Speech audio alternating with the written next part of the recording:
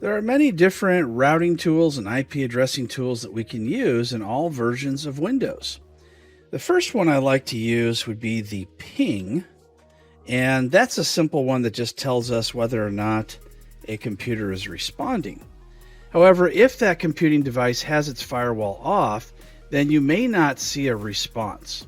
In that case, if you type the ARP command and then do a -A, and then we'll do a pipe command followed by more.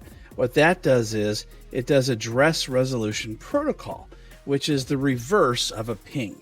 And it will basically tell us if an IP address attached to a computer is actually responding. So even if we get no ping reply, it will show up in this ARP table that you see here. Then we can see what the MAC address is, which is shown as the physical address in the middle. Then we can see the internet address as well as the type, whether it's dynamic or static. If it shows up here, even if it doesn't ping, then that means it is up and running. Another thing I like to do with the ping command is to type a -T. This is similar to what Linux and Unix does. When you type the ping command, it will just automatically continuously ping. But on a Windows computer, it will stop after 4 responses unless you do the -T, and then it will just ping until you stop it. And you can do that by hitting a Control-C. I also like to ping by size. So you do a ping -L, and instead of doing a 32-byte ping, you can do a much larger one, such as 1500 bytes. And then we'll put in the address. And if it's too large for the server on the other end that's trying to respond, then it will show up as a timeout.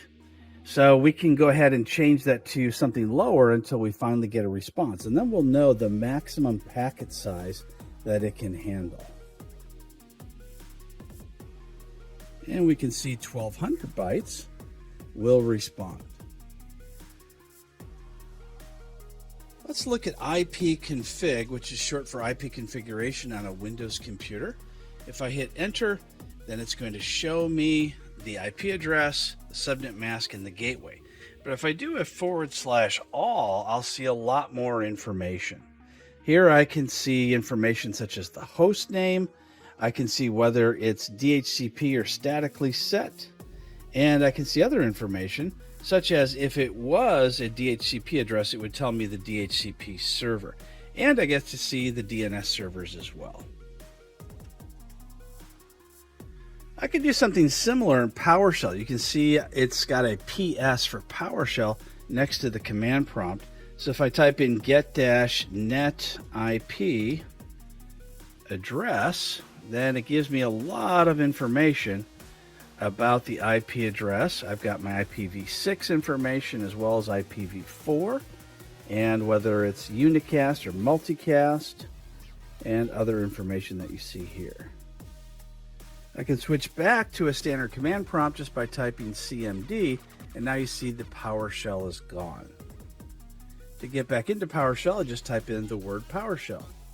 Now let's take a look at routing. If we type in route space print, what it does is it gives us a routing table, and it shows us at the top that our default route is going out through 21.1. So if we want to go out to the internet, then that's how we get there. We can also see some other information, such as the loopback address 127.0.0.1, as well as multicast information at the bottom. And below that, we can see the IPv6 routing table as well. And that's because every computer by default in Windows is going to get both an IPv4 and an IPv6 address, even if there's no DHCP or static set on that network card. If I clear the screen, let's say I'd like to Traceroute, which is going to trace the route from my Windows computer out to a specific place. And I'll just type in the Google DNS server once again. And what it's going to do is it's going to try to resolve the names to IP addresses, and then it's going to show me how long it takes to get to each one of those different routers. which we refer to as a hop. Now, sometimes it's going to give us just the IP address, and sometimes it's going to give us the name. So you can see the name is showing up in some cases. Now, you're also going to occasionally get this star that you see here, and that's just because that particular router or the switch or whatever it's connected to has decided it's not going to give you that information. And that's okay. That does happen sometimes. But eventually it will get to where it needs to go, and then you'll be able to tell how many hops it is. Now, how this is useful is it tells us if there's a router or a switch or something between you and your destination which is not routing properly, and that's where it will stop. So instead of going all the way to the destination, which is the 10th hop, it will actually stop, say, at Route 6, and then we'll know that the router at Route 6 is the one causing the problem. We'll find out who owns the IP address by going to Arin, ARIN.net, and type in the address, and it tells us who owns it. We can contact them, and they can fix their routing problem. Path ping does something similar to Traceroute. I'll just replace that with path ping. And it goes through all the different addresses as well as the names if they resolve to anything. Another thing I like to do, let's switch over to PowerShell for a second, is to use PowerShell to test a network connection.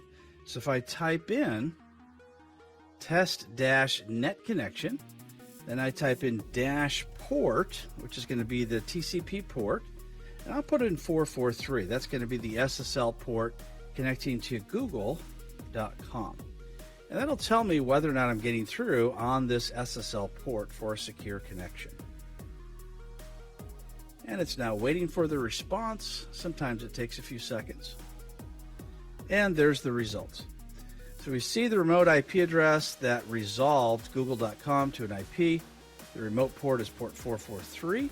Shows my source address and whether or not it was successful, which it was. And you could use that with any port. And similar to route print, which shows our route, we can type in get -net route. And that shows us all the different routes. It just shows it in a slightly different way. IP tools built into Windows are very useful and free of charge. There are also useful third-party tools such as Wireshark and Nmap. A good idea is to set up a virtual machine test so you can try these all out without causing any problems with your production computers.